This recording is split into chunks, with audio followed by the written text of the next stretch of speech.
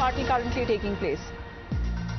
को बुलाया जा रहा है, सीबीआई द्वारा पूछताछ के लिए बुलाया जा रहा है। आज तक आम आदमी पार्टी के एक भी नेता, एक भी मंत्री, एक भी विधायक के खिलाफ 1 रुपए के भ्रष्टाचार का सबूत केंद्र सरकार की एक भी एजेंसी देश के सामने नहीं रख पाई। उन्होंने कहा हजारों करोड़ का घोटाला हो गया, लेकिन आज तक एक नया पैसा भी भ्रष्टाचार का आम आदमी पार्टी के किसी भी नेता के खिलाफ नहीं मिला। तो फिर केंद्र सरकार की, नरेंद्र मोदी जी की जो ये जांच एजेंसियां हैं, ये अरविंद केजरीवाल को क्यों बुला रही हैं? ये अरविंद केजरीवाल को इसलिए बुला रही हैं क्योंकि वो अरविंद केजरीवाल की आवाज को दबाना चाहते हैं, वो अरविंद केजरीवाल को डराना चाहते हैं, वो अरविंद केजरीवाल को धमकाना चाहते हैं। क्योंकि आज अगर देश में एक नेता है जो केंद्र सरकार के खिलाफ, क्योंकि वो अरविंद केजरीवाल की आवाज को दबाना चाहते हैं, वो अरविंद केजरीवाल को डराना चाहते हैं, वो अरविंद केजरीवाल को धमकाना चाहते हैं। क्योंकि आज अगर देश में एक नेता है जो केंद्र सरकार के खिलाफ आवाज उठा रहा है, प्रधानमंत्री नरेंद्र मोदी के खिलाफ आवाज उठा रहा है, जो 10 साल की नरेंद्र मोदी जी की सरकार की नाकामी को देश के सामने रख रहा है, वो नेता अरविंद केजरीवाल है। मोदी जी को सरकार चलाते हुए तकरीबन 10 साल हो गए। वही मोदी जी जिन्होंने 2014 में कहा था कि बहुत हुई महंगाई की वार, अब की बार मोदी सरकार। लेकिन सिर्फ एक अरविंद केजरीवाल हैं जो बार बार इस मुद्दे को उठाते रहे हैं कि मोदी सरकार आने के बाद महंगाई का दर एक आम इंसान के लिए बढ़ता जा रहा है। आज आप देश में देखिए तो पेट्रोल के दाम, डीजल के दाम, एलपीजी के दाम, हर चीज के दाम बढ़ गए हैं और मोदी जी के राज में बढ़े हैं। आज मोदी जी की 10 साल की सरकार के बाद भारत में एलपीजी का दाम पूरी दुनिया में सबसे ज्यादा है। कैसे चलाएगा एक आम आदमी अपना घर? पिछले 6 साल में पेट्रोल के दाम 100% बढ़ गए हैं। पूरे देश में स्वास्थ्य की व्यवस्था चरमरा गई है। अस्पताल नहीं है, अस्पताल में डॉक्टर नहीं है, आईसीयू के बेड नहीं है, बच्चों के जाने के लिए स्कूल नहीं है, युवाओं के लिए कॉलेज नहीं है, जो युवा पढ़ लिख के निकलते हैं उनके पास नौकरियां नहीं है। आज देश में 5 करोड़ युवा बेरोजगार हैं और ये 10 साल की मोदी जी की देन है। आज देश में हमारे 22 करोड़ लोग कुपोषित हैं, ये मोदी जी की देन है। तो अगर देश की जनता गरीब होती जा रही है, महंगाई से मार खा रही है, अपना घर नहीं चला पा रही है, तो देश का पैसा जा कहां रहा है?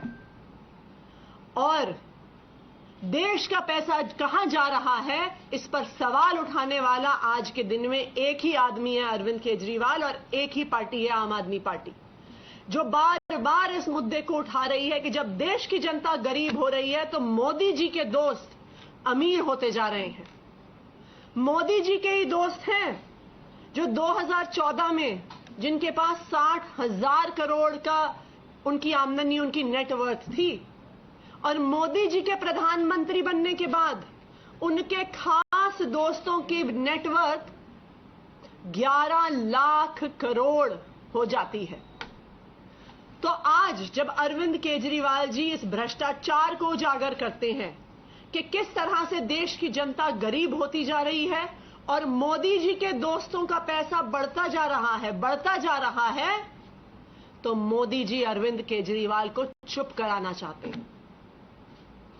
जब अरविंद केजरीवाल दिल्ली की विधानसभा के पटल पर मोदी जी के भ्रष्टाचार का परत दर परत खुलासा करते हैं, तो मोदी जी अरविंद केजरीवाल को चुप कराना चाहते हैं।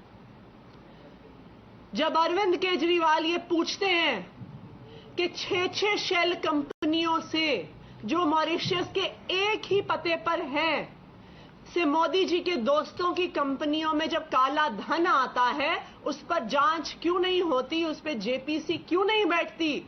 इसलिए मोदी जी अरविंद केजरीवाल को धमकाना चाहते हैं।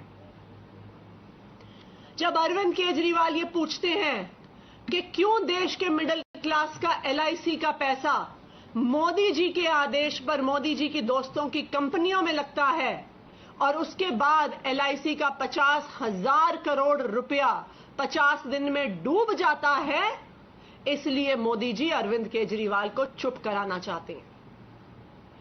लेकिन मैं प्रधानमंत्री मोदी जी से एक कहना चाहती हूं कि आप चाहे आम आदमी पार्टी को, अरविंद केजरीवाल को कितनी धमकियां दे लीजिए, CBI की धमकी दे दीजिए, ED की धमकी दे दीजिए, जेल डालने की धमकी दे दीजिए, फांसी पर टांगने की धमकी दे दीजिए, लेकिन आम आदमी पार्टी इस देश की जनता की आवाज उठाती रहेगी।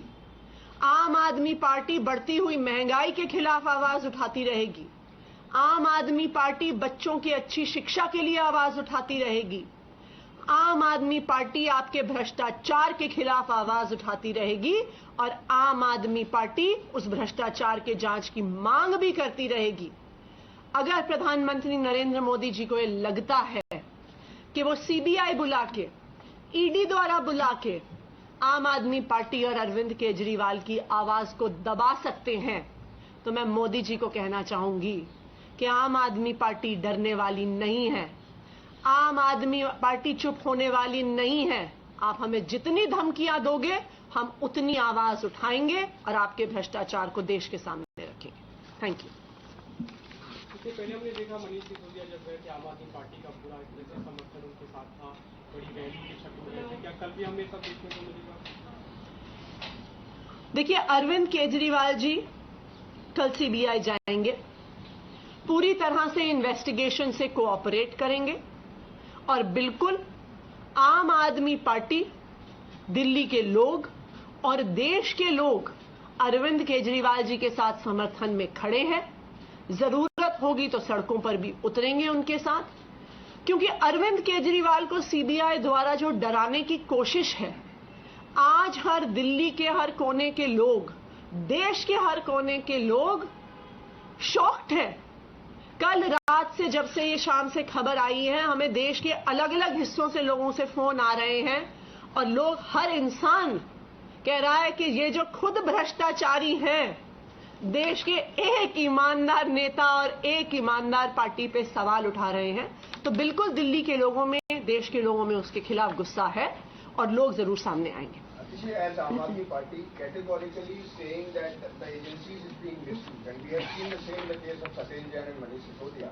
So do you believe that agencies is going to go ahead with the same pattern and Supremo or the Chief Minister can also be detained or going to do something like that if you talk about agencies? देखिए, ये बिल्कुल साफ है कि केंद्र सरकार अपनी एजेंसियों को इस्तेमाल करके आम आदमी पार्टी को, अरविंद केजरीवाल को और जो काम हम दिल्ली और पंजाब में कर रहे हैं उसको रोकना चाहती है। जब से आम आदमी पार्टी दिल्ली में अपना काम करके सफलतापूर्वक एक मॉडल खड़ा करती है, जब से आम आदमी पार्टी पंजाब में सरकार बनाती है, जब आम आदमी पार्टी एक राष्ट्रीय पार्टी बनती है, जब आम आदमी पार्टी और अरविंद केजरीवाल की लोकप्रियता पूरे देश में बढ़ती है, तो प्रधानमंत्री नरेंद्र मोदी को डर लगता है।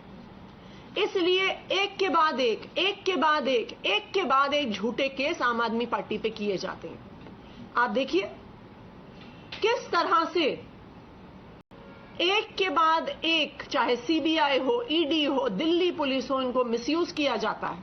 और दूसरी तरफ जब भारतीय जनता पार्टी के नेताओं के घर से 8 करोड़ रुपए नकद बरामद होता है तो भारतीय जनता पार्टी के नेता खुले घूमते हैं। दूसरी तरफ मनीष सिसोदिया हैं जिनके घर से, गांव से, लॉकर से, रिश्तेदारों के घर से, ऑफिस से एक नया पैसा नहीं मिलता, लेकिन मनीष सिसोदिया जेल में है। तो ये तो बिल्कुल साफ है कि एजेंसियां जांच नहीं कर रही हैं।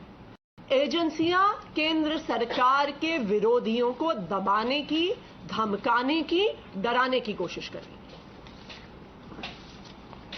All right, we heard that coming directly from the Aam Aadmi Party in a press briefing as Atishi, the minister there in the Delhi cabinet, has been talking about political vendetta and witch hunt, saying that it is Arvind Kejriwal giving him the Kattar Imandar tag, as she's been saying that the leader of the Aam Aadmi Party tomorrow will be coming across for the questioning and will be cooperating with the required agency. Shehzad, good.